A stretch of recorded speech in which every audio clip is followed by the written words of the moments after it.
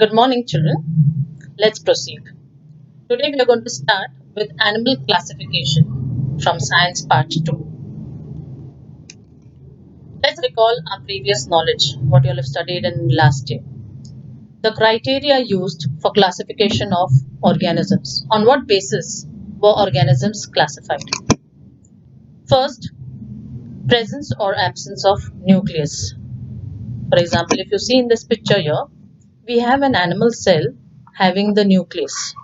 As you can see here in the diagram, there is nucleus, the nuclear membrane, etc. So nucleus is present in some animal cells. If you go for the red blood cells which are present in the blood, these cells do not contain nucleus. Second criteria was unicellular or multicellular body. Unicellular, as the word says, it is made up of one cell, whereas multicellular means a body which is made up of a number of different types of cells. Let's see an example. For example, you see euglena over here, which is made up of only a single cell. And this single cell is responsible for all the functions in the cell.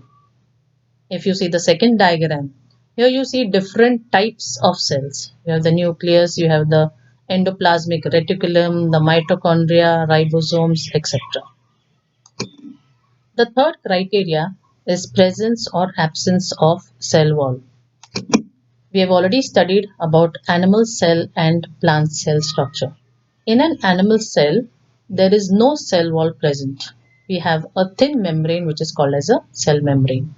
Whereas in a plant cell, there is a cell wall as well as a cell membrane present. The fourth criteria is the mode of nutrition. What is the meaning of nutrition? Nutrition means obtaining food and digesting it to provide energy. So, what are the different modes of nutrition? As you can see here, we have heterotrophic nutrition and autotrophic. Heterotrophic means organisms which depend for their food on some other organisms, maybe living or non-living. There you have classes as saprophytic nutrition. Saprophytic means depending on dead and decaying matter, like for example fungi. Then we have the parasitic mode of nutrition, where these organisms obtain their food from some other living organisms. And the third one is holozoic nutrition. Human beings is an example for holozoic nutrition, where the food is taken in and it is digested through a process. Autotrophic, as the word means, auto means self. Organisms who are capable of preparing the food on their own, like plants. We know the process of photosynthesis, where they obtain the energy from sunlight and they prepare their food with the help of the chlorophyll, which is the green pigment present in the cell. Let's see how to classification of living organisms. We had already studied the RH Pittacus 5 kingdom system. Let's revise that. The first 5 kingdom system was divided into prokaryotes and eukaryotes. Prokaryotes, as you can see the picture here, which does not have a very well defined nucleus. There's a nucleoid, something looking like a nucleus. The capsule, flagellum is a hair-like structure, the cell wall, cell membrane, and ribosomes. Whereas the eukaryote has well-defined organelles. As you can see, a well-defined nucleus having a nuclear membrane, mitochondria, ribosomes, endoplasmic reticulum, etc. Under prokaryotes, we have only one kingdom, that is Monera. Eukaryote is divided into unicellular and multicellular. In unicellular, we have only one kingdom, that is Protista. In multicellular, the further division depends on the presence of cell wall, present or absent. In cell wall present, as we have already seen, autotrophic or heterotrophic type of nutrition. We have all kingdoms of plants here, which prepare their own food, fungi, which depends for nutrition on some other source.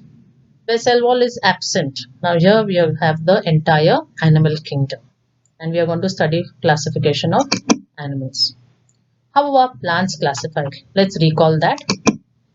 First, depending on the presence or absence of different organs. Second, presence or absence of separate conducting tissues for food and water. As we already know about the xylem and the phloem. Let us have a look at that. Xylem are the conducting tissues which are used for taking in food, while as phloem is a conducting tissue for water. The third, presence or absence of seeds. And if they are present, then whether the seeds are enclosed in a cover or they are open. The fifth character is the number of cotyledons, whether it is 1 or 2. Let us see the picture of that.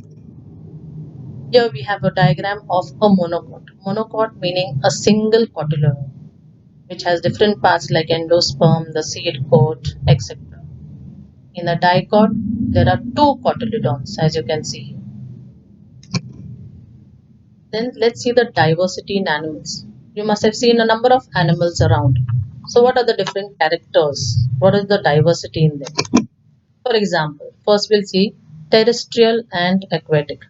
The meaning of terrestrial is animals living on land, whereas aquatic meaning living in water. Here you can see some pictures of animals living on land, that is the terrestrial habitat, whereas the right hand side one shows different types of fishes and other animals which are seen in water. So they have an aquatic mode of life. The second character, diversity. You can see some animals are very small, some are very big. As you can see here, elephant and an ant. The third criteria, the mode of locomotion, whether they crawl, they swim, or they fly. The picture over here, crawling animals, it will give you a reminder of different types of lizards which you see. Crawling habitat. The second one, famous if you remember the name of this fish, Nemo, swimming in water. Flying, different types of birds using their feathers to fly. Fourth, the scales which are present on the skin, or they may have feathers or they may have hair. For example, as you can see here in the picture, the different type of scales here. This is an amphibian, then the feather and the hair on the skin. Till today, approximately there are 7 million of animal species found on Earth. Now the question arises, how are we going to classify? Classify means making groups and subgroups depending on similarities and differences. That we shall see in detail later. Homework. You're going to learn all the criteria which are used for classification and learn the